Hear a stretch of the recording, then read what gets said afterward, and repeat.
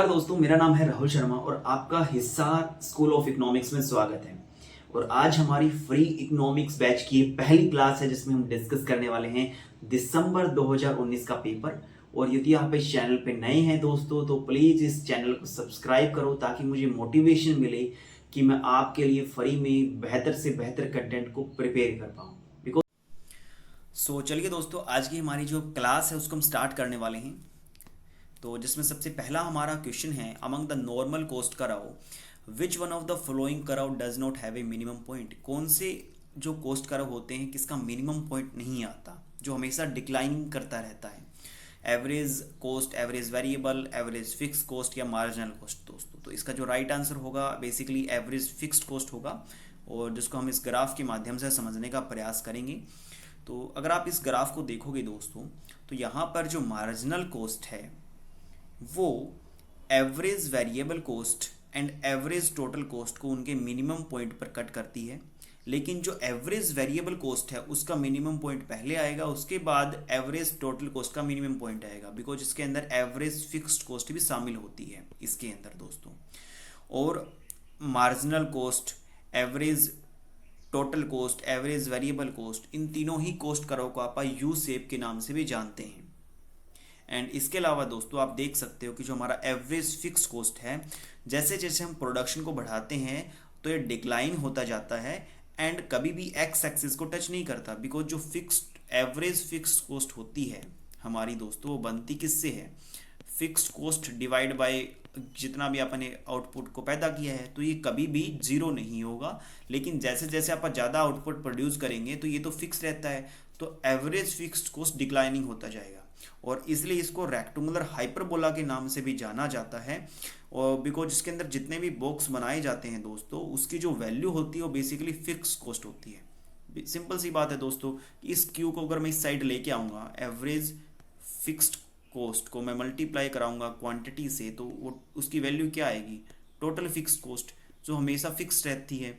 इसीलिए इस लाइन के ऊपर जो हमारा इलास्टिसिटी होती है वो इक्वल टू 1 होती है, जिसको आप एक्सपेंडिचर वाला जो हमारा मेथड होता है दोस्तों, दैट इज़ बेसिकली ये हमारा, अगर आपने एक्सपेंडिचर मेथड को पढ़ा होगा, ये मेरा टोटल एक्सपेंडिचर होता है, ये प्राइस होता है। तो जब प्राइस और टोटल एक्सपेंडिचर में पॉजिटिव रिलेशनशिप होता हो तो इलास्टिसिटी लेस देन 1 होती है।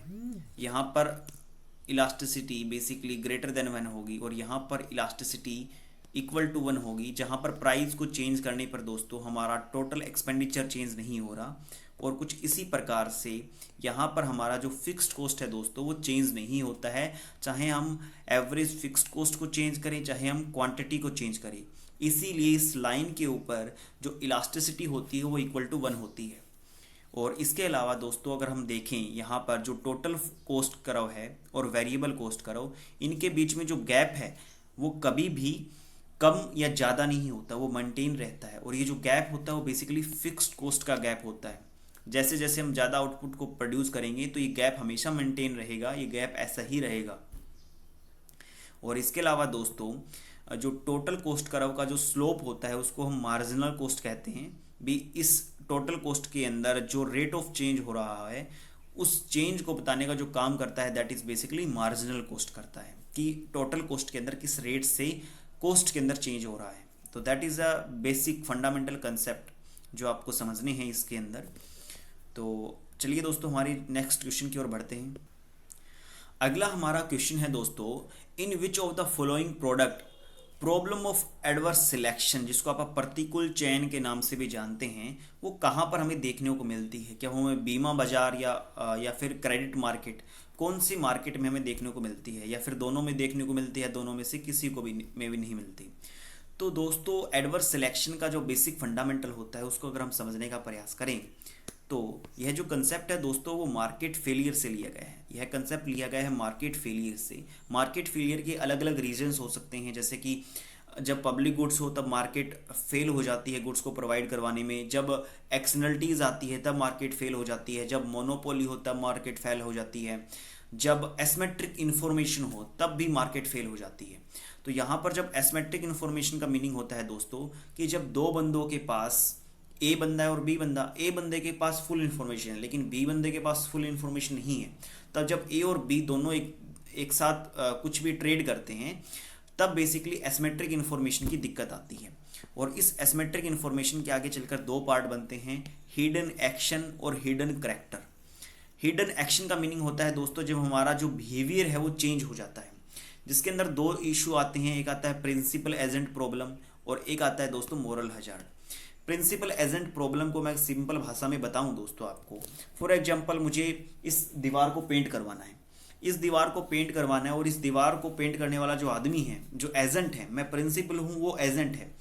तो इस दीवार को एक दिन में पेंट किया जा सकता है और एक दिन का जो वेज होगा वो 200 रुपये है। लेकिन जो एजेंट है वो अपनी कैपेबिलिटीज़ का सही ढंग से यूज़ नहीं करता है और वो इस दीवार को 3 दिन में पेंट करता है। तो इसका मीनिंग क्या हुआ, उसको 3 दिन में पेंट करने के 600 रुपये मिलेंगे और वो काम स्लो करेगा, जिससे कि प्रिंसिपल और एजेंट के बीच में एक प्रॉब्लम क्रिएट हो जाएगी। बिकॉज जो एजेंट है वो अपने एक्शंस को हिडन कर रहा है, वो एक्चुअल में अपनी कैपेबिलिटीज़ का यूज़ नहीं कर रहा है। और इसी प्रकार से दोस्तों मोरल हजार्ड का कंसेप्ट होता है, जहाँ पर जो इंश्योरेंस मार्केट होती हैं, फिर और कुछ बीमा मार्केट भी आप बोल सकते हो, जहाँ पर बेसिकली फॉर एग्जांपल मैंने इस पेंसिल का बीमा करवा लिया है दोस्तों, या फिर इंश्योरेंस करवा दिया है, आप कुछ भी बोल सकते हो। तो इंश्योरेंस करवाने के बाद जो मेरा बिहेवियर होगा वो बदल जाएगा। जब मैंने इसका इंश्योरेंस नहीं करवाया था तो मैं इस पेंसिल को बहुत ध्यान से रखता था, बहुत केयर करता था इसकी, लेकिन जब मैंने इसका इंश्योरेंस करवा लिया तो अब इस पेंसिल को मैं ध्यान से नहीं रखता हूँ। मुझे पता है कि इसका इंश्योरेंस है भाई, और जो इंश्योरेंस कंपनी है अगर इसको अंदर कुछ भी टूट फूट हो जाती है तो वो संभाल लेगी। तो मेरा बिहेवियर बदल जाता है, जो मेरी, तो इसके कारण जो इस पेंसिल के टूटने का जो रिस्क पहले था बीमा करवाने से पहले, बीमा करवाने के बाद बढ़ जाता है, जिसको कहते हैं दोस्तों मोरल हजार्ड। इसके अलावा हिडन करेक्टर के अंदर बेसिकली हम गुड्स की बात करते हैं, एक्शंस के अंदर हम बात करते हैं बिहेवियर की, काम करने की कैपेबिलिटीज़ की। दूसरी तरफ जब हम बात करते हैं हिडन करेक्टर की, तो हिडन करेक्टर के अंदर बेसिकली दोस्तों दो चीज़ें आती हैं, एडवर्स सिलेक्शन और लेमन प्रॉब्लम। तो पहले एडवर्स सिलेक्शन होगा, एडवर्स सिलेक्शन के बाद लेमन प्रॉब्लम होगा। एडवर्स सिलेक्शन का मेन कारण होता है एसिमेट्रिक इन्फॉर्मेशन, कि हमें इन्फॉर्मेशन नहीं है। फॉर एग्जाम्पल दोस्तों ये दो पेंसिल हैं, दोनों ही एक जैसी दिखती हैं, लेकिन इसकी दिखने में दोनों एक जैसी हैं, लेकिन ये जो पेंसिल है दोस्तों वो इसकी क्वालिटी अच्छी है और ये इसकी क्वालिटी अच्छी नहीं है, लेकिन बाहर से देखने में मुझे एक जैसी लगती हैं। तो अगर मैं इस पेंसिल को ना लेकर इस पेंसिल को ले आता हूँ, ये वाली पेंसिल ले आता हूँ जो कि इसकी क्वालिटी अच्छी नहीं है, तो उसको आप क्या कहेंगे दोस्तों, एडवर्स सिलेक्शन। उस एडवर्स सिलेक्शन के कारण क्या होगा, मान लो ये भी 1000 रुपये की आती है, ये भी 1000 रुपये की आती है मार्केट के अंदर, तो इसके कारण जो अच्छी क्वालिटी की गुड होंगी वो मार्केट से बाहर चली जाएंगी, जिसको कहते हैं दोस्तों बैड इन गुड आउट, जिसके कारण लेमन प्रॉब्लम होती है। तो एडवर्स सिलेक्शन, उसके बाद लेमन प्रॉब्लम, जिसके कारण अच्छी चीज़ें मार्केट से बाहर चली जाती हैं और बुरी चीज़ें मार्केट के अंदर आ जाती हैं, बिकॉज हमें इंफॉर्मेशन नहीं होती है पूरी प्रोडक्ट्स की क्वालिटी के बारे में, जिसको हम कहते हैं हिडन करेक्टर। तो आई होप दोस्तों आपको ये कंसेप्ट समझ में आ गया होगा, जो कि बेसिकली जो इकोनॉमिक्स हैं, अकुरलुफ एक नाम के जो इकोनॉमिक्स हैं उनके द्वारा ये बेसिक कंसेप्ट दिया गया था, जिसको 2001 के अंदर नोबेल प्राइज़ से भी नवाजा गया था। एंड उसके अलावा इसके अंदर दो और कंसेप्ट आते हैं, स्क्रीनिंग और सिग्नल्स, उसको भी आप स्टडी कर सकते हो। इस कंसेप्ट के जो नोट्स हैं वो मैं आपको हमारा जो Hisar school of economics Telegram group और व्हाट्सएप ग्रुप, वहाँ पर मैं आपको प्रोवाइड करवा दूंगा दोस्तों। ओके, तो यहाँ पर जो आंसर आएगा that is basically market of credit and market of insurance are both the options of problem of adverse selection.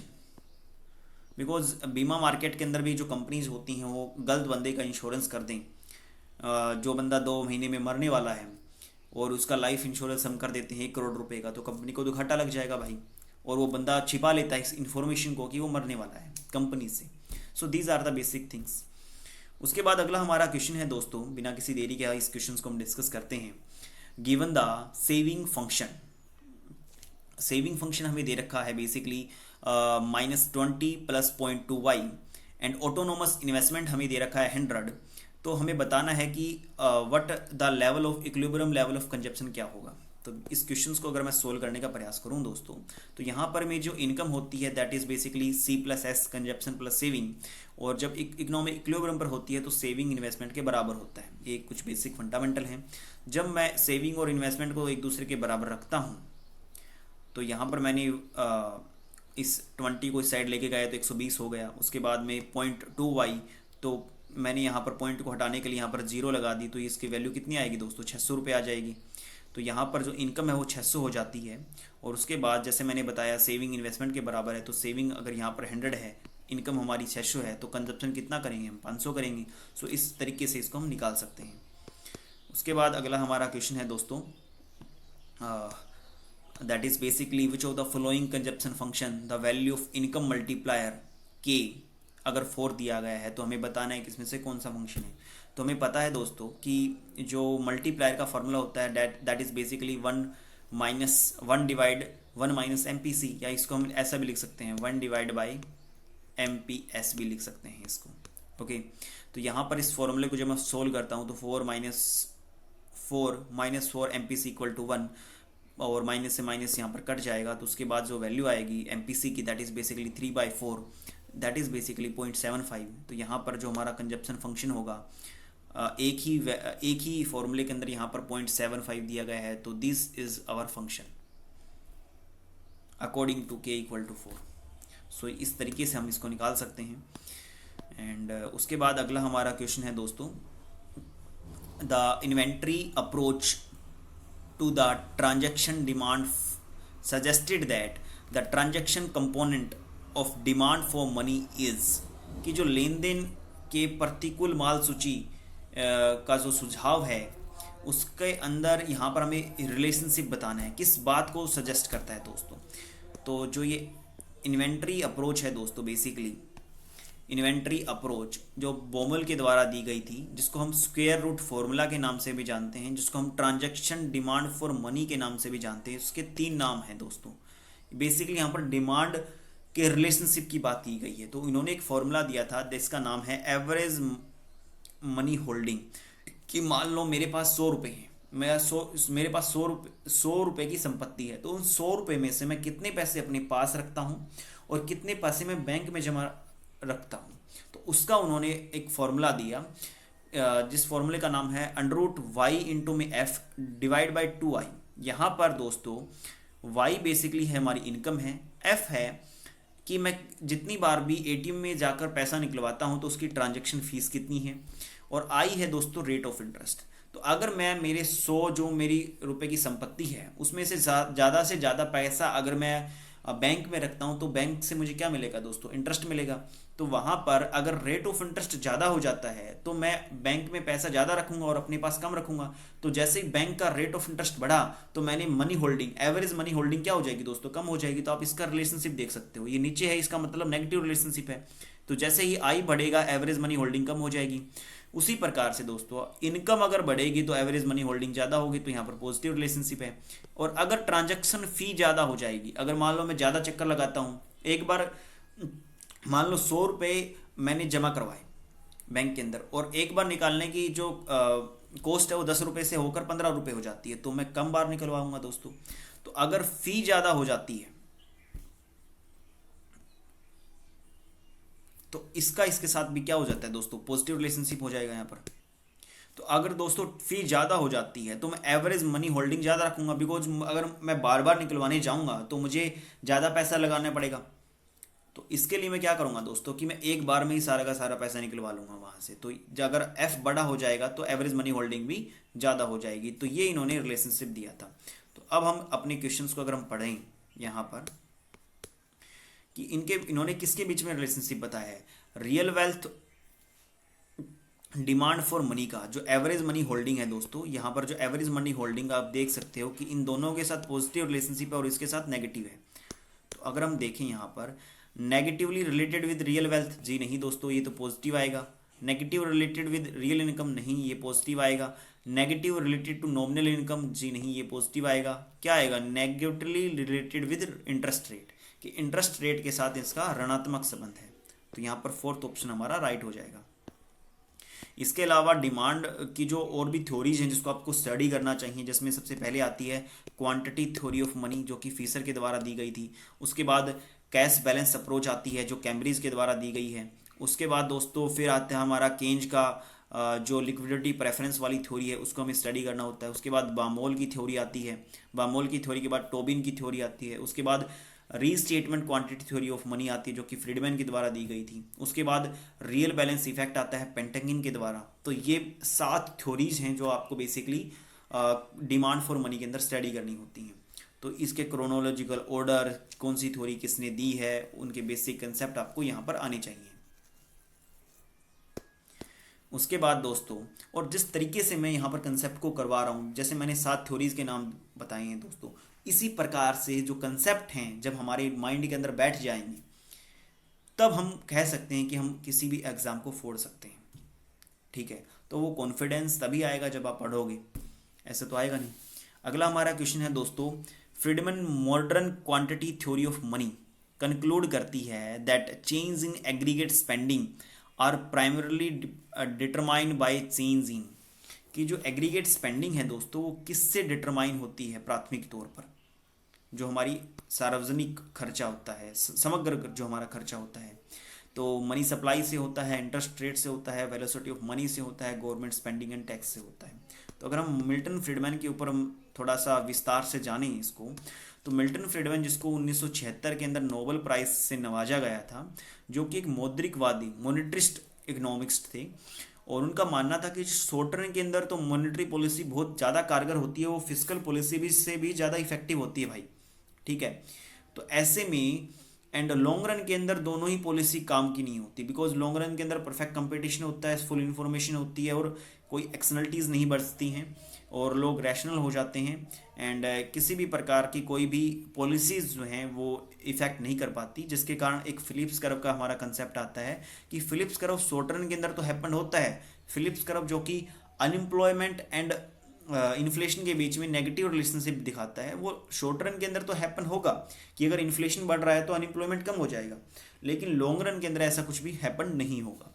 तो इसके ऊपर भी वो बात रखते हैं, और वो बेसिकली मुद्रा पूर्ति और मनी सप्लाई को ही सबसे इम्पोर्टेंट फैक्टर मानते हैं, बिकॉज वो मुद्रावादी थे। तो समग्र व्यय में परिवर्तन का मुख्य जो कारण हो सकता है वो क्या हो सकता है दोस्तों, वो मनी सप्लाई हो सकता है। तो money supply is the one of the major reason of change in the aggregate spending, and इसके अलावा government spending on taxes fiscal policy को ज़्यादा तवज्जो नहीं देते थे। तो अभी दोस्तों हमारा जो नेक्स्ट क्वेश्चन है that is basically analysis of variance is carry out by, कि जो वेरिएंस है वो किस टेस्ट के द्वारा किया जाता है, तो that is basically F test. लेकिन आज हम एफ टेस्ट के बारे में जानने का प्रयास करेंगे, जिसको फीसर के द्वारा दिया गया था। इसको हम एक छोटे से एग्जाम्पल के माध्यम से जानने का प्रयास करते हैं कि बेसिकली है क्या। तो एक्स एक्सिस पर अगर हम मान लेते हैं कि ये मेरी इनकम है, और वाई एक्सिस पर हम मान लेते हैं कि ये मेरा कंजप्शन है, तो जैसे जैसे इनकम बढ़ रही है तो मेरा कंजप्शन भी बढ़ रहा है, जो कि ये जो पॉइंट है उसके द्वारा शो किया गया है। लेकिन मैंने ओएलएस मेथड से एक लाइन फिट की है जिसका नाम मैंने दे दिया है वाई आई कैप, वाई आई कैप, जो कि एवरेज ट्रेंड दिखा रही है। एक्स जैसे जैसे बढ़ रहा है, जैसे जैसे इनकम बढ़ रही है, वाई किस रेट से बढ़ रहा है उस रेट को बताने वाली ये लाइन है। और उसी प्रकार से एक और लाइन है दैट इज बेसिकली जिसका नाम है दोस्तों वाई बार। वाई बार मान लिया 10 एक बंदे का कंजप्शन है 10, 20, 30, तो एवरेज कंजप्शन 20 आ गया। तो ये जो एवरेज कंजप्शन है दोस्तों, जो वाई बार है वो एक्स से इंडिपेंडेंट है, कि हमने केवल और केवल कंजप्शन का एवरेज लेकर हमने वाई बार बना दिया। लेकिन जो वाई कैप बनाया है वो बनाया है हमने एक्स के हिसाब से, इनकम के हिसाब से। मान लो जिसकी इनकम 12 रुपये है उसका कंजप्शन 10 रुपये है, जिसकी इनकम 22 रुपये है उसका कंजप्शन 20 है, जिसका इनकम 30 रुपये है उसका कंजप्शन 30 रुपये है। तो ये जो हमने वाई कैप बनाया है वो बेसिकली हमने इनकम के आधार पर बनाया है, लेकिन जो वाई बार है वो इनकम के आधार पर नहीं है, वो इनकम से इंडिपेंडेंट है। उसके बाद दोस्तों जो नेक्स्ट कंसेप्ट यहाँ पर आता है कि जो हमने ओएलएस मेथड के द्वारा जो हमने लाइन फिट की है, ये जो लाइन फिट की है दोस्तों, ये हम मान लेते हैं कि यहाँ पर हमारा कोई हमारा एक्चुअल डाटा है कंजप्शन का, और ये है वाई बार। तो इस लाइन ने बेसिकली क्या किया है दोस्तों, इस लाइन ने जो हमने ये जो लाइन खींची है उसने यहाँ से यहाँ तक का जो डिफरेंस है उस डिफरेंस को कवर कर लिया है, और ये वाला जो डिफरेंस है वो बता नहीं पाया है। तो रिग्रेशन के अंदर जिस डिफरेंस को हम कवर कर लेते हैं उसको आप कहते हैं mean square of regressor. Regressor का मतलब है यार मीन स्क्वेयर ऑफ एक्सप्लेनेशन भी इसको आप कह देते हैं, लेकिन हम यहाँ पर इसको रिग्रेशन का नाम लेके चल रहे हैं। तो इतना तो ये टोटल वेरिएशन था। ये क्या था दोस्तों? टोटल वेरिएशन था इस डाटा से लेकर यहाँ तक का। लेकिन हमने इसमें से इतना पार्ट बता दिया है जिसका नाम हमने दे दिया मीन स्क्वेयर ऑफ रिग्रेसर, और ऊपर वाले का हम पता नहीं लगा पाए जिसका नाम होता है, उसका नाम हमने दे दिया mean square of error. Error का मतलब वो डाटा जो हम एक्सप्लेन नहीं कर पाए हमारे मॉडल के द्वारा। तो एफ टेस्ट बेसिकली क्या होता है दोस्तों? ये जो मीन स्क्वेयर ऑफ रिग्रेसर और मीन स्क्वेयर ऑफ एरर, ये बेसिकली वेरिएंस ही है एक प्रकार से। मीन स्क्वेयर ऑफ रिग्रेसर का मीनिंग वेरिएंस ही होता है, ठीक है। तो इन दोनों वेरिएंस का रेशो ही एफ टेस्ट होता है। तो जितनी एफ टेस्ट, अब यहाँ पर दोस्तों जितना मीन स्क्वेयर ऑफ रिग्रेसर बड़ा होगा उतना ही मीन स्क्वेयर ऑफ रिग्रेसर जितना बड़ा होगा उतना ही हमारा एफ की वैल्यू बड़ी होगी, और उतना ही हम ज़्यादा अच्छे से इसको प्रेडिक्ट कर पाएंगे।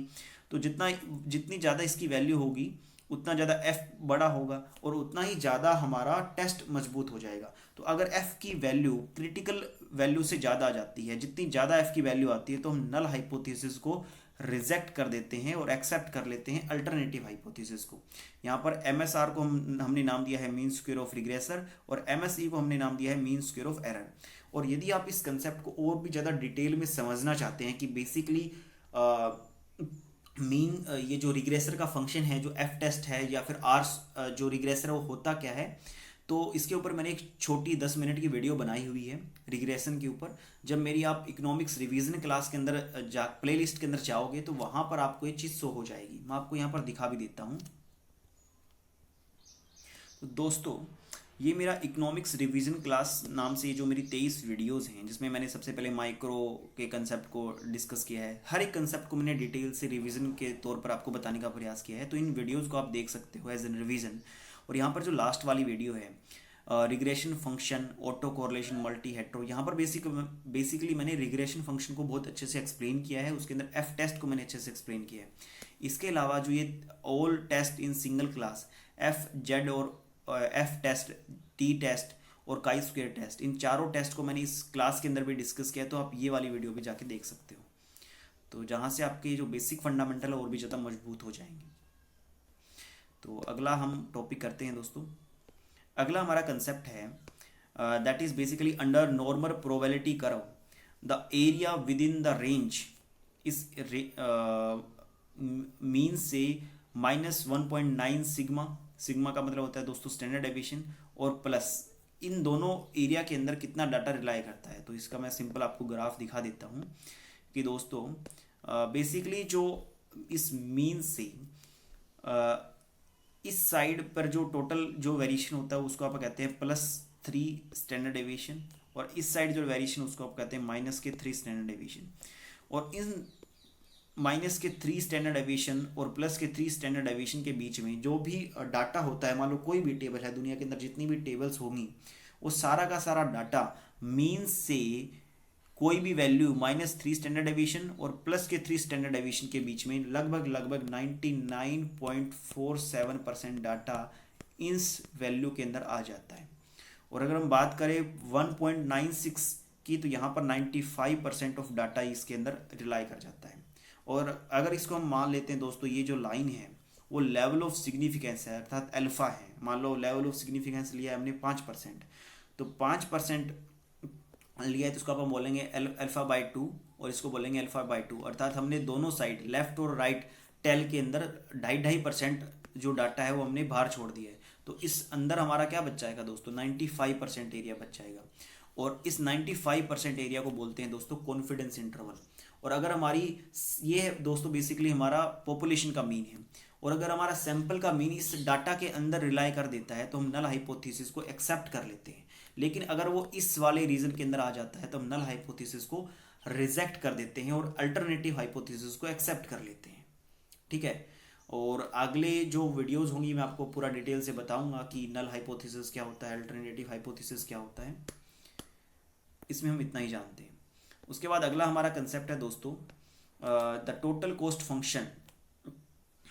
ये हमें कॉस्ट फंक्शन दिया हुआ है, हमें बेसिकली मार्जिनल कॉस्ट निकालना है, जहाँ पर हमें जो आउटपुट है वो 10 दे रखी है। तो सिंपली हम इस फंक्शन का अगर हम डेरिवेटिव लेते हैं तो डेरिवेशन बेसिकली मार्जिनल ही होता है। डेरिवेशन अगर आप लेंगे इसका तो डेरिवेशन लेकर इसकी वैल्यू हम निकाल सकते हैं, दैट इज़ बेसिकली 20। अगर हम इसके अंदर 10 की वैल्यू रखते हैं तो बहुत आसान सा क्वेश्चन है, हर एक बंदा इसको कर सकता है। उसके बाद अगला हमारा जो क्वेश्चन है दोस्तों, that is basically for Cobb Douglas production function हमें दे रखा है and Q equal to 100, L की पावर 0.7 एंड K की power 0.3, which of the following is not true, कौन सा ट्रू नहीं है। तो जो कोब डगलस प्रोडक्शन फंक्शन होता है इसके अकॉर्डिंग दोस्तों that is basically linear homogeneous production function. Okay, constant return to scale, जी हाँ दोस्तों, कि अगर हम अल्फा और ये बीटा इन दोनों को जोड़ेंगे 0.7 और 0.3 तो इसकी वैल्यू इक्वल टू 1 होगी, जो कि कांस्टेंट रिटर्न टू स्केल को शो करती है। अगर इन दोनों की समेशन 1 से कम होता तो डिक्रीजिंग रिटर्न टू स्केल और 1 से ज़्यादा होता तो इंक्रीजिंग रिटर्न टू स्केल।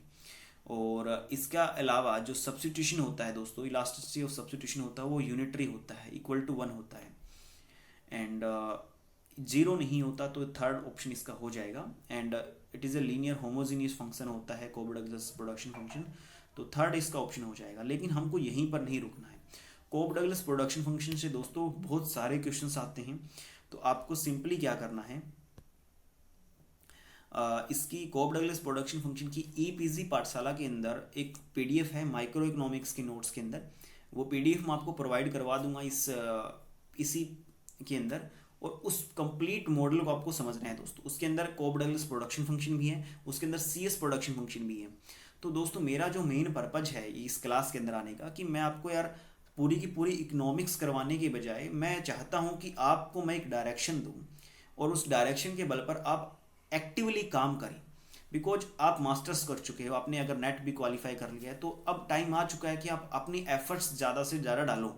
आपने इस क्लास को मान लो 60 मिनट की 70-80 मिनट की क्लास होती है, तो इस 60 से 70-80 मिनट की क्लास के अंदर आप अपना एफर्ट जितना दे सकते हो इसके बाद, इसको समझने के बाद, तो वो आपको अपने टारगेट तक अचीव कर सकते हो। आप अपने टारगेट को वहाँ पर अचीव कर सकते हो। तो आपको अपने हाथ पैर ज़्यादा मारने होंगे, ऐसा मेरा समझ कहता है। और आपको लगता है कि अगली क्लास में हमें कुछ इम्प्रूवमेंट करने की नीड है, तो हम उसको भी इम्प्रूव करेंगे।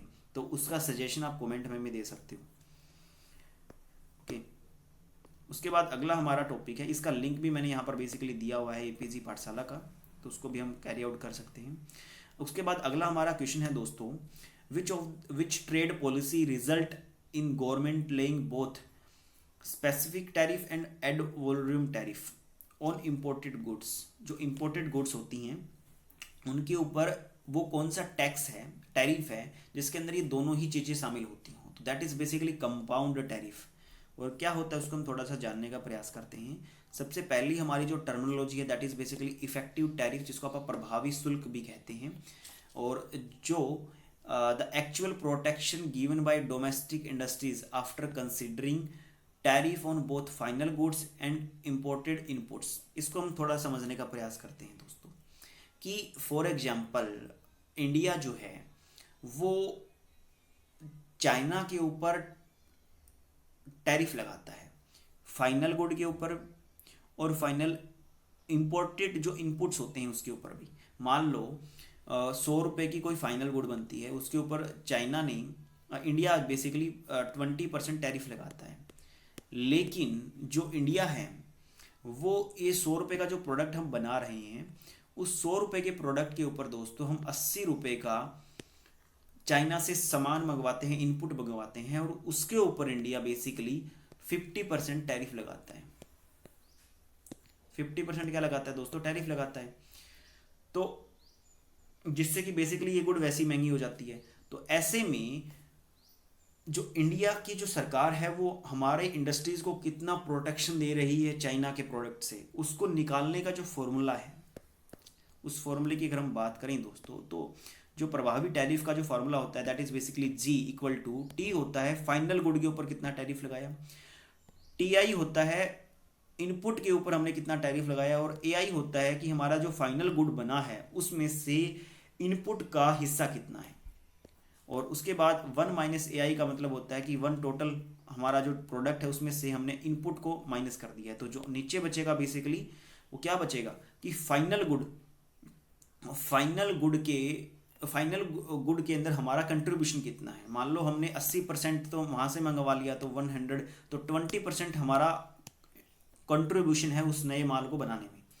तो यहाँ पर अगर हम एक प्रैक्टिकल एग्जांपल लें दोस्तों, यहाँ पर कि 10% हमने टैरिफ लगाया, 2% हमने इनपुट के ऊपर लगाया, और जो इनपुट की जो वैल्यू है वो है 30% है, तो हम 0.1 माइनस में 0.3 इंटू में 0.02 डिवाइड बाय 1 माइनस 0.3, इस वैल्यू को सोल्व कर हम दोस्तों इफेक्टिव टैरिफ की वैल्यू फाइंड आउट कर सकते हैं कि हमारे देश के द्वारा प्रभावी टैरिफ कितना लगाया गया है। तो ये क्वेश्चन पहले भी आया हुआ है, इसको आप नोट डाउन कर सकते हो और इसकी वैल्यू आप कमेंट करना कि इसकी वैल्यू कितनी आएगी। उसके बाद अगला जो कंसेप्ट है दोस्तों, रिवेन्यू टैरिफ, जिससे सरकार को केवल रिवेन्यू प्राप्त होता है, उसका इंपोर्ट को रिस्ट्रिक्शन करने का कोई ज़्यादा मोटिव होता नहीं है।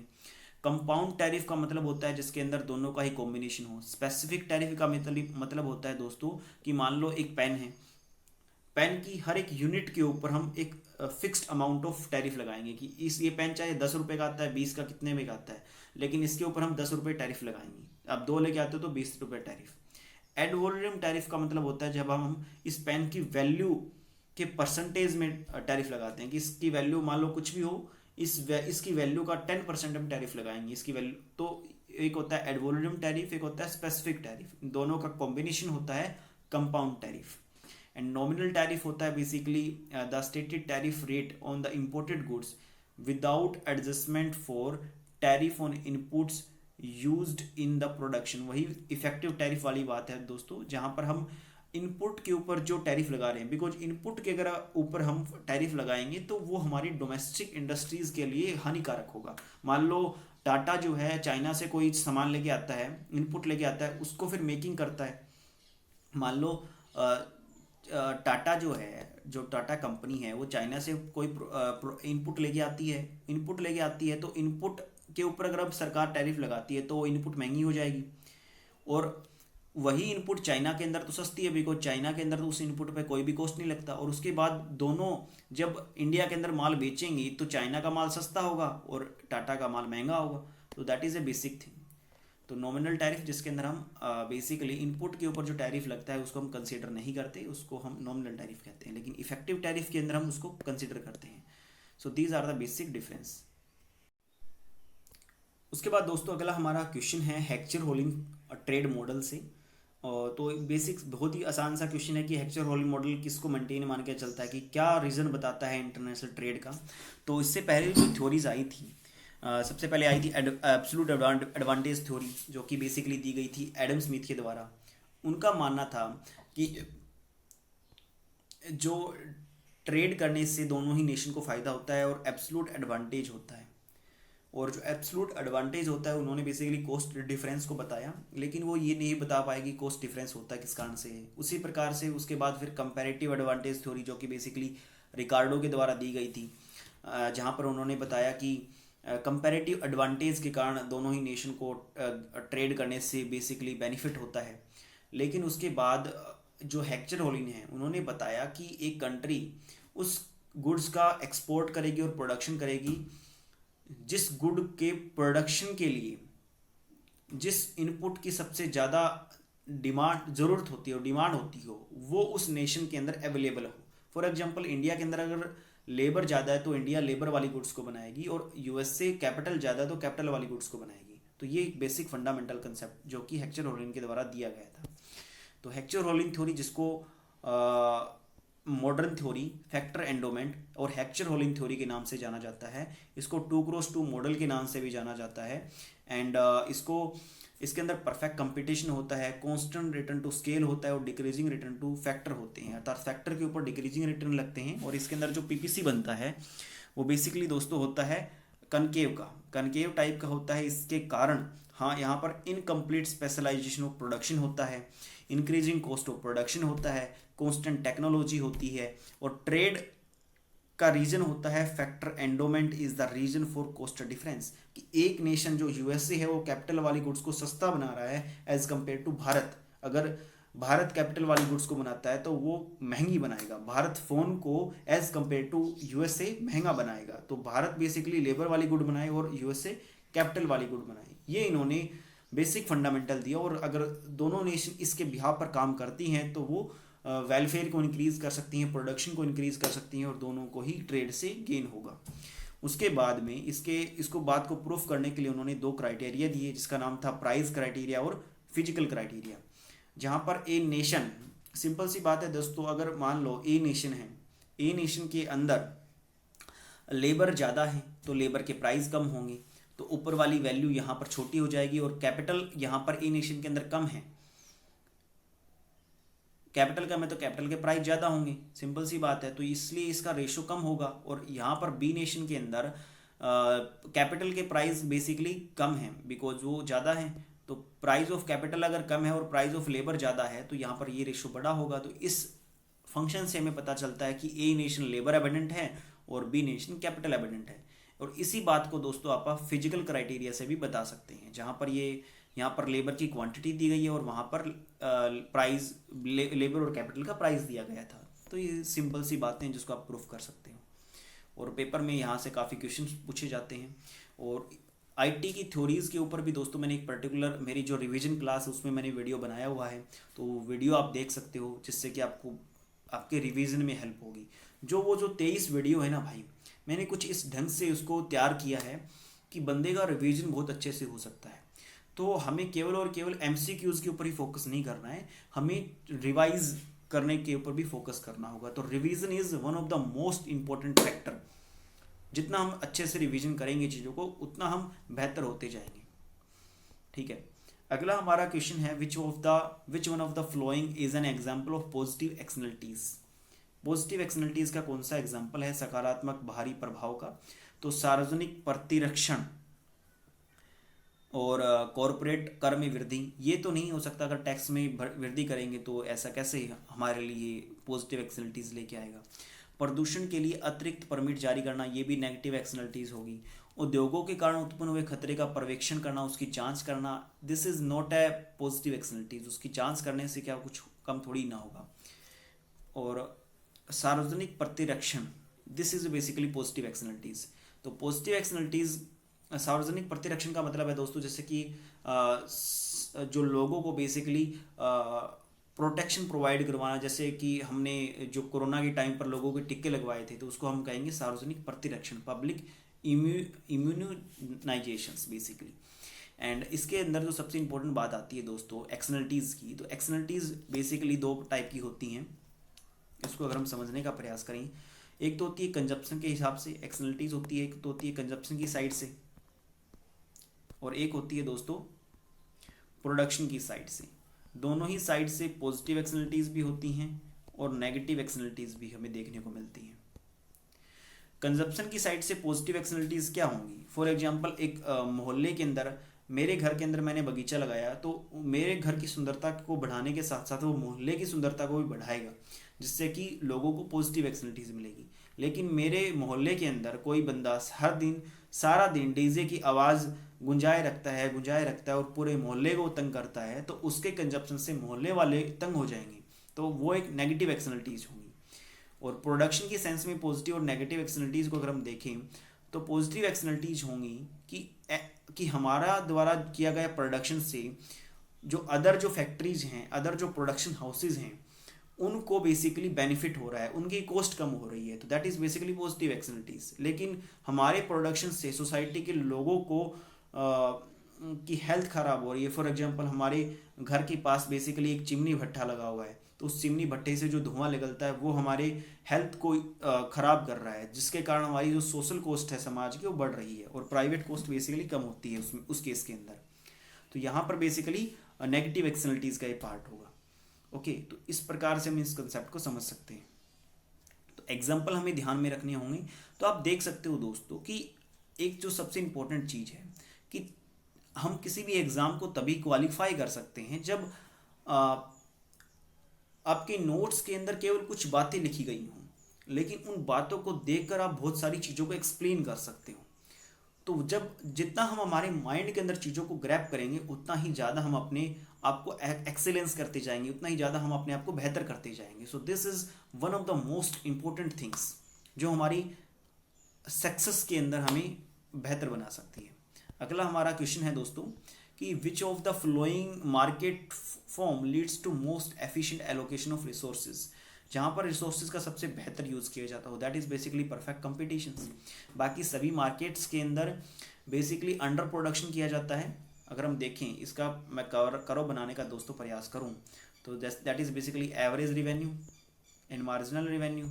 ये हमारा मार्जिनल कॉस्ट होगी और ये मेरा एवरेज कॉस्ट होगी। तो एवरेज कॉस्ट के मिनिमम पॉइंट पर हम प्रोडक्शन करते हैं परफेक्ट कंपटीशन के अंदर, जहाँ पर हम रिसोर्सेज का बेस्ट यूज़ करते हैं, बिकॉज हम एसी के मिनिमम पर प्रोडक्शन करते हैं, एसी के मिनिमम पर। लेकिन जब मोनोपोली या मोनोपोली कंपटीशन की बात करते हैं दोस्तों, तो वहाँ पर अगर आप देखोगे करो हम बनाते हैं, ये एमसी को कट करता है इस प्रकार से। तो यहाँ पर एसी के डाउनवर्ड पोर्शन पर, एसी का जो डाउनवर्ड पोर्शन होता है वहाँ पर हम प्रोडक्शन करते हैं, और ये वाला जो पोर्शन होता है दोस्तों, ये वाला जो पोर्शन होगा वो सारा का सारा क्या होगा, एक्सेस कैपेसिटी होगी। तो जहाँ पर हम रिसोर्सेज को फुल्ली यूटिलाइज नहीं कर रहे हैं, बिकॉज अगर हम और भी ज़्यादा प्रोडक्शन कर रहे हैं तो हमारी कॉस्ट गिरती जा रही है, लेकिन हमने हमारा प्रोडक्शन पहले से ही रोक दिया है एक्स्ट्रा प्रॉफिट को गेन करने के लिए। इसके बाद दोस्तों अगला हमारा टॉपिक है incidence of tax refer to. तो इंसिडेंस या जिसको हम कहते हैं कर का प्रभाव का मीनिंग होता है बेसिकली कर का जो फाइनल बर्डन है, जो मनी बर्डन है, वो किस बंदे के ऊपर पड़ता है, किस ग्रुप के ऊपर पड़ता है। So the person our group who ultimately पे द टैक्स। सो यहाँ पर इंसिडेंस वाला जो हमारा टॉपिक है दोस्तों, इसके अंदर आपको क्या क्या चीज़ें पढ़नी होंगी। तो इंसिडेंस के अंदर जो टॉपिक है उसके अंदर तीन चीज़ें आती हैं। सबसे पहला आता है कि इंसिडेंस को हम देखते हैं, जो कर का भार होता है उसको हम देखते हैं इलास्टिसिटी के अकॉर्डिंग। इलास्टिसिटी होती है डिमांड साइड से और सप्लाई साइड से। अगर डिमांड ज़्यादा इलास्टिक है, अगर डिमांड ज़्यादा इलास्टिक है एज कंपेयर टू सप्लाई की इलास्टिसिटी, तो जो बर्डन है, जो भार है, वो बेसिकली किसके ऊपर पड़ेगा दोस्तों, वो पड़ेगा सप्लायर के ऊपर। और अगर सप्लाई की इलास्टिसिटी ग्रेटर देन है डिमांड की इलास्टिसिटी से, तो ज़्यादा भार किसके ऊपर पड़ेगा, कंज्यूमर के ऊपर, डिमांड साइड के ऊपर ज़्यादा भार पड़ेगा। अभी सरकार अगर टैक्स बढ़ाती है तो ज़्यादा बर्डन सरकार के ऊपर कम, गवर्नमेंट जो बेसिकली सेलर है उसके ऊपर कम पड़ेगा और कंज्यूमर के ऊपर ज़्यादा पड़ेगा। इसको मैं अगर डायग्राम के माध्यम से बताने का प्रयास करूँ कि अगर हमारी सप्लाई फुल्ली इलास्टिक हो जाती है, वो एक्स एक्सिस के पैरेलल हो जाती है, ये मेरी डिमांड कर्व है, और सरकार जैसे ही प्राइस बढ़ाती है गुड्स के, टैक्स बढ़ाती है, तो सप्लाई कर्व ऊपर की तरफ जाएगा। तो यहाँ पर आप देख सकते हो सारा का सारा जो बर्डन है वो कंज्यूमर के ऊपर पड़ता है।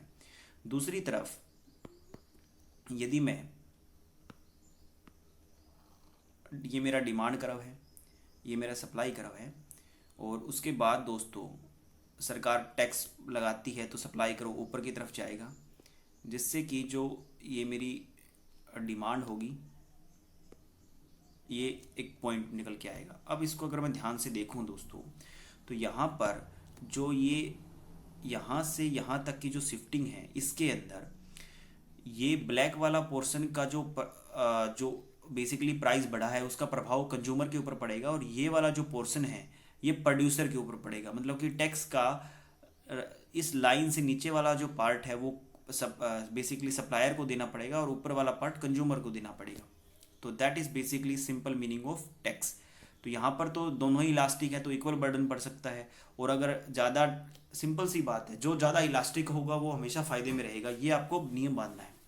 दूसरा है हम कोस्ट के अकॉर्डिंग हम देख सकते हैं इंक्रीजिंग कोस्ट, डिक्रीजिंग कोस्ट, या फिर कॉन्स्टेंट कोस्ट के अकॉर्डिंग हम डिसाइड करते हैं कि कंज्यूमर पर ज़्यादा बर्डन पड़ेगा या फिर सप्लायर के ऊपर ज़्यादा बर्डन पड़ेगा।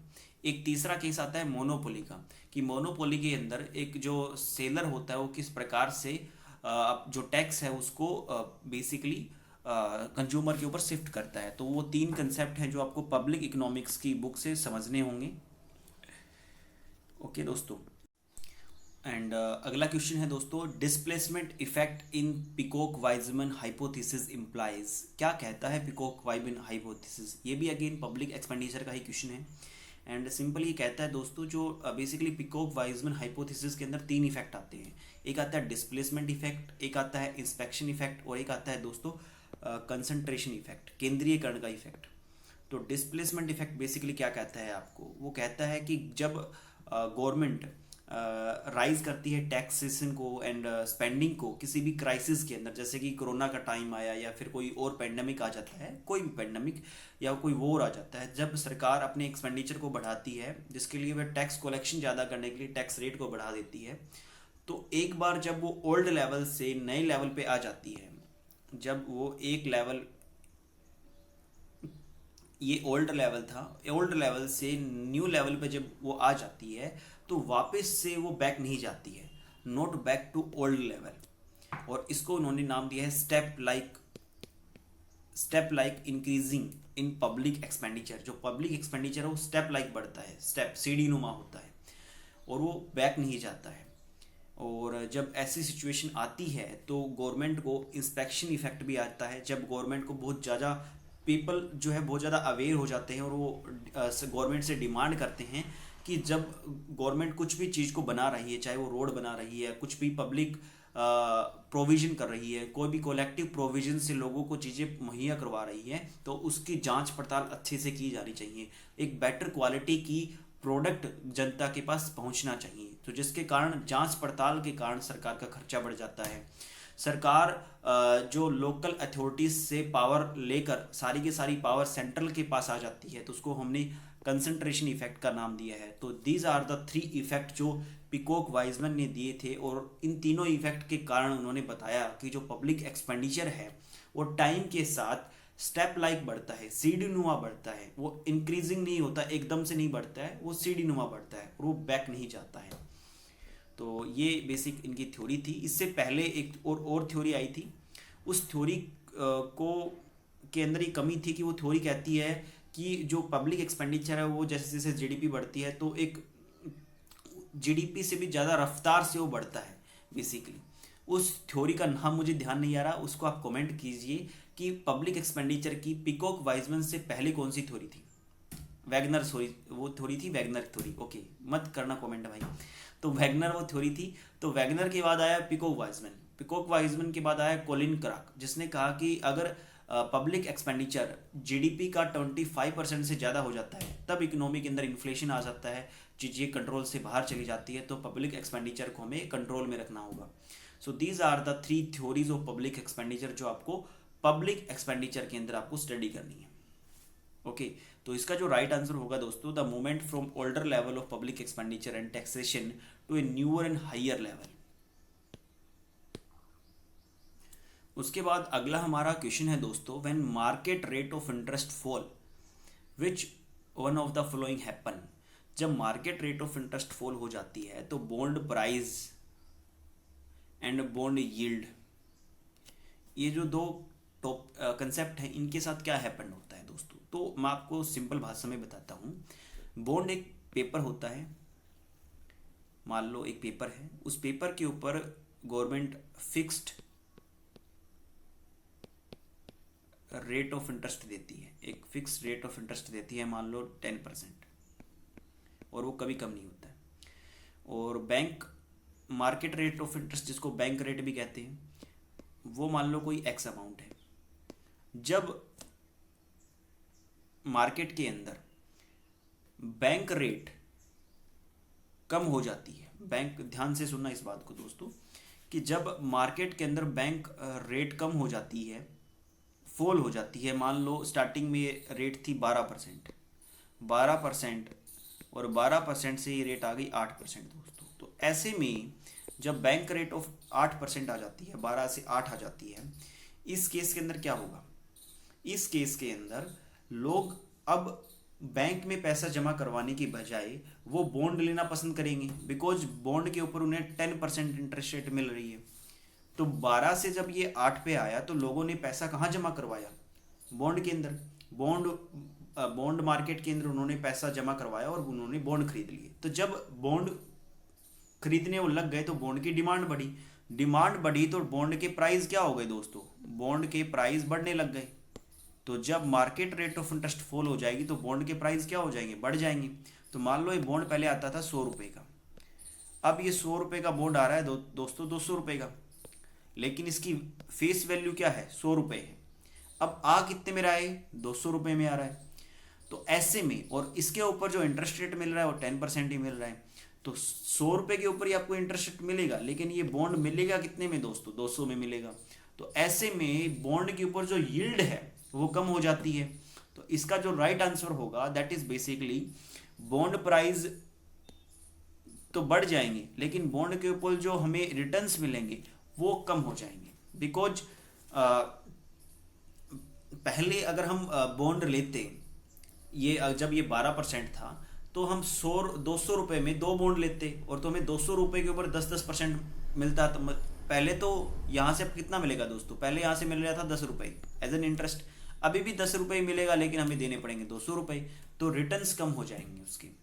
So that is a very basic meaning bond price and bond yield. तो इसका meaning interest rate, market interest rate और बॉन्ड प्राइस के बीच में नेगेटिव रिलेशनशिप होता है, और बॉन्ड यील्ड और bond interest, market interest rate के बीच में पॉजिटिव रिलेशनशिप होता है। तो ये आपको 2 कंसेप्ट ध्यान में रखने हैं।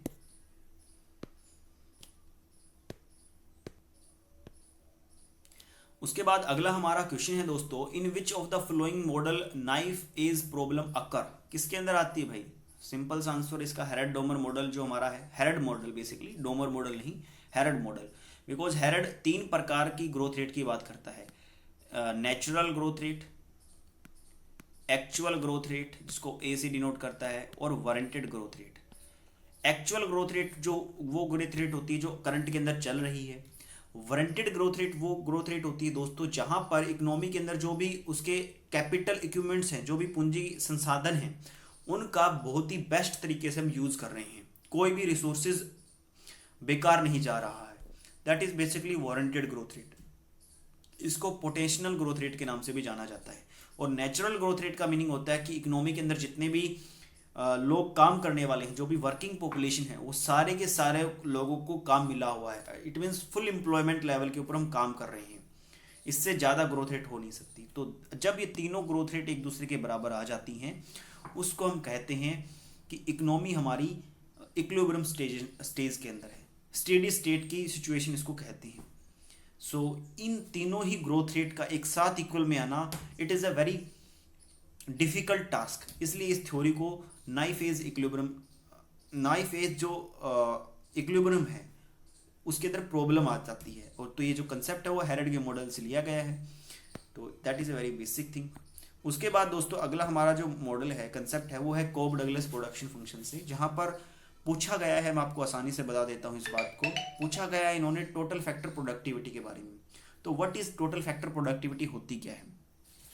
तो जो कोब डगलस का प्रोडक्शन फंक्शन होता है that is basically Q equal to A, labour को हम लगा सकते हैं अल्फा, इंटू में बीटा 1 माइनस अल्फा, या फिर इसको हम बीटा भी उसके बाद दोस्तों अगला हमारा क्वेश्चन है कोब डगलस प्रोडक्शन फंक्शन में, जिसमें यहाँ पर दिया हुआ है कि टोटल प्रोडक्शन के अंदर कैपिटल का जो शेयर है वो बेसिकली 1/3 है, लेबर का शेयर 2/3 है, लेबर की जो कैपिटल की जो ग्रोथ रेट है दैट इज़ बेसिकली 6% है, और श्रम की जो ग्रोथ रेट है दैट इज़ बेसिकली 3% है, और टोटल जो ग्रोथ रेट है वो 6% है। तो हमें टोटल फैक्टर प्रोडक्टिविटी निकालनी है, ठीक है। तो इसका जो फॉर्मूला होता है दैट इज़ बेसिकली, जो इक्वेशन होती है वो होती है क्यू आउटपुट ए, इसी का नाम होता है दोस्तों total factor productivity. Labour alpha denote करता है उसका शेयर कि टोटल प्रोडक्शन उसका शेयर कितना है, कैपिटल 1 माइनस अल्फा। तो दैट इज़ बेसिकली हमारी इक्वेशन बन जाती है। यहाँ पर अगर हम दोनों साइड लॉग लगा देते हैं, लॉग क्यू जो कि लॉग डिनोट करता है ग्रोथ रेट को, लॉग ए प्लस में पावर आगे आ जाएगी अल्फा, लॉग एल प्लस में 1 माइनस अल्फा लॉग के। अब इसके अंदर अगर हम हमारे डाटा को रखें दोस्तों तो यहाँ पर 6% आ जाएगा, equal to log A, growth rate बताएगा टोटल फैक्टर प्रोडक्टिविटी को। और इसी को कहा जाता है सोलो रेजिडुअल टेक्नोलॉजी, जिसको सोलो एक्सप्लेन नहीं कर पाया था कि एक्चुअल में टेक्नोलॉजी होती क्या है, जिसको उन्होंने एक्सोजीनियस माना था, जिसके कारण उसके मॉडल को एक्सोजीनियस या न्यू क्लासिकल ग्रोथ मॉडल के नाम से जाना जाता है। उसके बाद में आगे जो आएगा दैट इज जो लेबर का शेयर है दैट इज बेसिकली 2/3 प्लस में 2/3 इंटू में ग्रोथ रेट कितनी है दोस्तों, ग्रोथ रेट है लेबर की 3%, प्लस में 1 - alpha that is basically 2/3 sorry 1/3 1/3 is the share of capital into में 6% is the growth rate of capital. अब इसको अगर हम सोल्व करते हैं तो यहाँ पर आएगा 6% equal to log a that is basically Solow residual, 3 से 3 कट जाएगा एंड 3 यहाँ पर कटेगा, यहाँ पर आएगा 2। ठीक है दोस्तों, तो 2 और 2 4 हो जाएंगे, 4 तो 6 - 4 करेंगे तो log a की वैल्यू आ जाएगी बेसिकली हमारी 2। तो 2 क्या होगा दोस्तों, टोटल फैक्टर प्रोडक्टिविटी होगी, सोलो रेजिडुअल होगा जिसको सोलो एक्सप्लेन नहीं कर पाया था, दैट इज़ बेसिकली टेक्नोलॉजी। उसके बाद एंडोजीनियस ग्रोथ मॉडल आते हैं जिसने टेक्नोलॉजी को एंडोजीनियस माना है। अगला हमारा क्वेश्चन है दोस्तों, विच of the following is not an example of market failure. Market failure का कौन सा एग्जाम्पल नहीं है, तो मार्केट फेलियर मोनोपोली होगी तो मार्केट फेल हो जाएगी भाई, मार्केट फेल हो जाएगी बिकॉज मार्केट के जो बेसिकली जो पावर है डिमांड एंड सप्लाई की वो सही तरीके से काम नहीं कर पाएंगे। एसिमेट्रिक इन्फॉर्मेशन होगी तो मार्केट फेल होगी, एक्सटर्नलिटीज़ होगी तब मार्केट फेल होगी, पब्लिक गुड्स होगी तब मार्केट फेल होती है। So these are the condition. लेकिन इकोनॉमीज ऑफ स्केल के अंदर मार्केट फेल नहीं होती है। इकोनॉमीज ऑफ स्केल का मीनिंग होता है जब हम लार्ज स्केल के ऊपर प्रोडक्शन करते हैं तो हमारी कॉस्ट कम हो जाती है। तो that is the not the example of market failure. तो third is the right answer. उसके बाद अगला हमारा क्वेश्चन है दोस्तों, the phenomena of demographic dividend is related to which of the following, and increasing in the sex ratio. क्या sex ratio बढ़ना demographic dividend है, या increasing in the share of female population, या declining in the total factor productivity, या increasing in the share of working age population. जी हाँ दोस्तों, भारत जिसको दुनिया के अंदर सबसे बड़ा डेमोग्राफिक डिविडेंड है बिकॉज हमारे देश के अंदर सबसे ज़्यादा युवा लोग रहते हैं। So that is the right answer for this questions, and increasing in the share of working age population. अगला हमारा क्वेश्चन है, who among the following is not associated with optimum theory of population. So इसका right answer होगा दोस्तों Malthus. Malthus ने basically optimum theory of population नहीं दिया था, ये बेसिकली डाल्टन, कार्ल सैंडर्स और कैनन के द्वारा दिया गया था। इस थ्योरी के अकॉर्डिंग इनका मानना था दोस्तों कि ऑप्टिमम पॉपुलेशन कौन सी हो सकती है, ये मान लो दोस्तों हमारी पॉपुलेशन है और ये है प्रोडक्टिविटी या फिर हम कह सकते हैं कि इनकम। तो ये इन्होंने थ्योरी दी कि ऑप्टिमम पॉपुलेशन तब होती है जब हमारा प्रोडक्शन मैक्सिमम लेवल पर पहुंच जाता है। तो स्टार्टिंग में हम देख सकते हैं दोस्तों, यहाँ इस पॉइंट से पहले जो है हमारी पॉपुलेशन अंडर पॉपुलेशन है, और इस पॉइंट के बाद हमारी जो पॉपुलेशन हो जाती है दोस्तों वो ओवर पॉपुलेशन हो जाती है, और इस पॉइंट के, इस पर्टिकुलर पॉइंट के ऊपर जो हमारी पॉपुलेशन होगी that is basically optimum population होगी। So this is a basic fundamental things जो कि डाल्टन, कार्ल सैंडर्स और कैनन के द्वारा दिए गए थे। माल्थस ने पॉपुलेशन थ्योरी दी थी सबसे पहले, लेकिन वो जहाँ पर उन्होंने अर्थमेटिक, जहाँ पर जो पॉपुलेशन है वो ज्योमेट्रिक बढ़ती है और जो फूड है वो अर्थमेटिक बढ़ता है, जिससे कि इकनॉमी के अंदर छेड़खानी होती है, दिक्कतें आती हैं और उसके बाद इकनॉमी अपने आप ही स्टेबल हो जाती है जहाँ पर पॉजिटिव एंड नेगेटिव चेक्स आते हैं। सो उन सब बातों की उन्होंने बात की थी। So these are the basic things.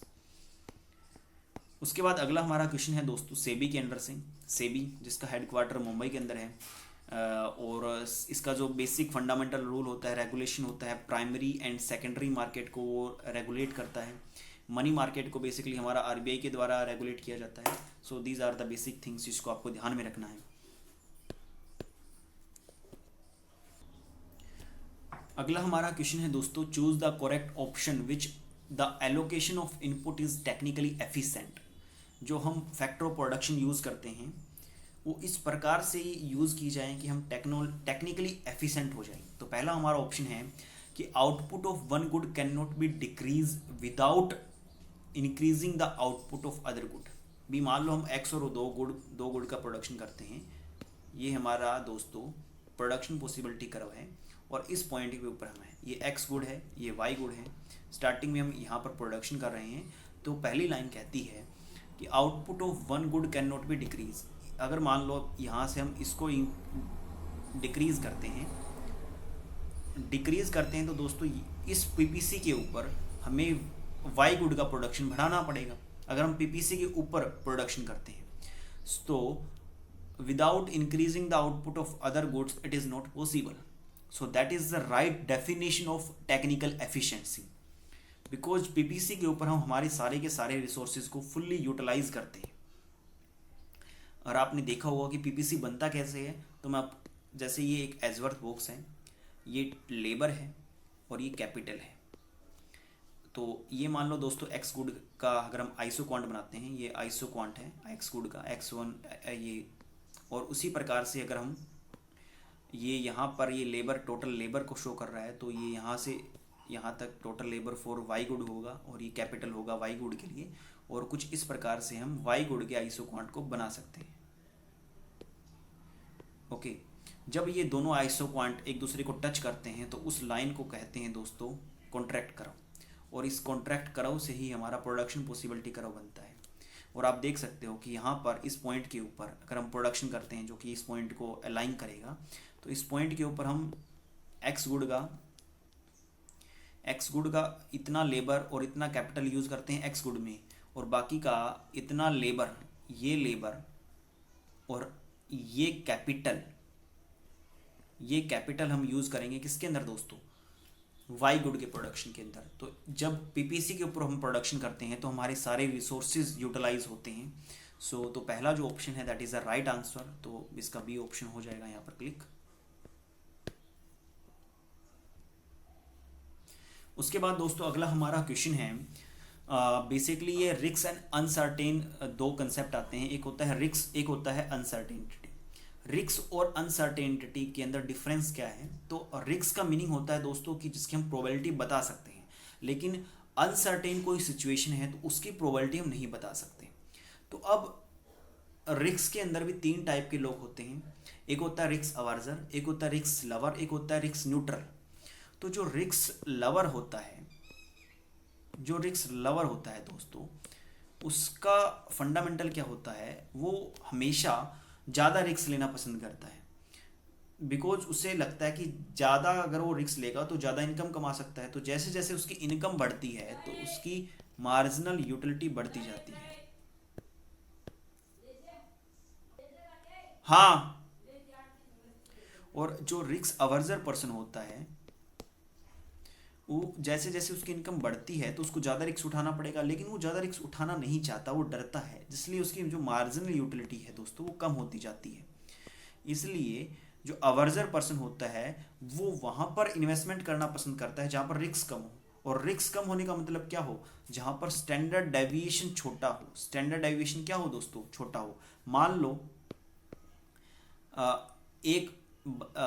आप कहीं पर काम भी करते हो, एक जगह पर आप काम करते हो जहाँ पर आप 1500 रुपये कमा सकते हो, लेकिन यहाँ पर 1500 रुपये कमाने की जो प्रोबेबिलिटी है वो 99% है, और 1% चांस है कि आपको सैलरी ना मिले। दूसरी जगह पर भी आपको एक्सपेक्टेड 1500 रुपये मिल सकते हैं, लेकिन इसके चांसेस केवल 10% है, और 10% चांसेस है कि आपको 1500 रुपये मिल जाएंगे, और 90% चांसेस है कि आपको 1500 ना मिलकर केवल और केवल 400 रुपये मिलेंगे। अगर आप मान लो कमीशन बेस पर काम करते हो, ऐसे कुछ काम करते हो, सेल्स का काम करते हो, तो यहाँ पर एक जो रिस्क लवर है वो यहाँ पर बेसिकली अपना पैसा इन्वेस्ट करना चाहेगा, और दूसरा जो बंदा है वो रिस्क अवर्जर, जहाँ पर कम रिस्क है। कम रिस्क होने का मतलब स्टैंडर्ड डेविएशन उसका बेसिकली छोटा आता है, तो वहाँ पर इस जगह पर वो काम करना पसंद करेगा। तो अब अगर हम हमारे क्वेश्चंस को देखें दोस्तों, क्या कहता है कि प्रेफरिंग ए सर्टेन इनकम, यहाँ पर बताना है, निम्नलिखित कथनों पर विचार करना है और इसमें से बताना कि कौन सा कथन सही है। प्रेफरिंग ए सर्टेन इनकम, निश्चित आय, to a risky income with the same level of expected value leads to risk averser behaviour. कि हम प्रेफरिंग ए सर्टेन इनकम, हम सर्टेन इनकम को लेना चाहते हैं टू ए रिस्की इनकम, जहाँ पर एक्सपेक्टेड वैल्यू सेम हो, भी 1500, दोनों जगह 1500 रुपये मिल रहे हैं, तो ये रिस्क अवर्जर बिहेवियर है। तो ये पहली बात सही है कि जोखिमपूर्ण आय की तुलना में प्रत्याशित मूल्य के समान स्तर के साथ निश्चित आय को तरहीज देने पर भी वो सर्टेन इनकम को लेना चाहता है। अगला है कि बीइंग इनडिफरेंट इनडिफरेंट का मतलब होता है कि वो कोई भी भेदभाव नहीं करता between A certain income and uncertain income with the same level of expected value. ये रिस्क अवर्जर बिहेवियर नहीं होगा दोस्तों, ये रिस्क न्यूट्रल बिहेवियर होगा। और अगर वो अनसर्टेन इनकम को लेना चाहता है तो वो बेसिकली रिस्क लवर बिहेवियर होगा। So these are the basic fundamental things. और जो रिस्क न्यूट्रल होता है उसकी मार्जिनल यूटिलिटी कांस्टेंट रहती है। तो जैसे जैसे इनकम बढ़ती है, जैसे ये मार्जिनल यूटिलिटी है, तो न्यूट्रल पर्सन की मार्जिनल यूटिलिटी कांस्टेंट हो जाएगी, ये मेरी इनकम है। और जो रिस्क अवर्जर है उसकी मार्जिनल यूटिलिटी डिक्रीज होगी, और जो रिस्क अवर्जर लवर है उसकी मार्जिनल यूटिलिटी बढ़ती जाएगी। तो these are the basic fundamental thing. उसके बाद अगला हमारा क्वेश्चन आता है दोस्तों कि autonomous investment could be attributes to. जो स्वायत्त निवेश होता है जो कि लेवल ऑफ इनकम से, टेक्नोलॉजी से, एक्सपेक्टेशन से, किसी से भी इफेक्टेड नहीं होता, वो किस किस को इफेक्ट कर सकता है। तो वो टेक्नोलॉजी को भी इफेक्ट कर सकता है, वो एक्सपेक्टेशन को इफेक्ट कर सकता है, लेवल ऑफ नेशनल इनकम को इफेक्ट कर सकता है। तो all of above is the right answer for this questions, because autonomous investment इन तीनों ही चीज़ों को इफेक्ट कर सकता है।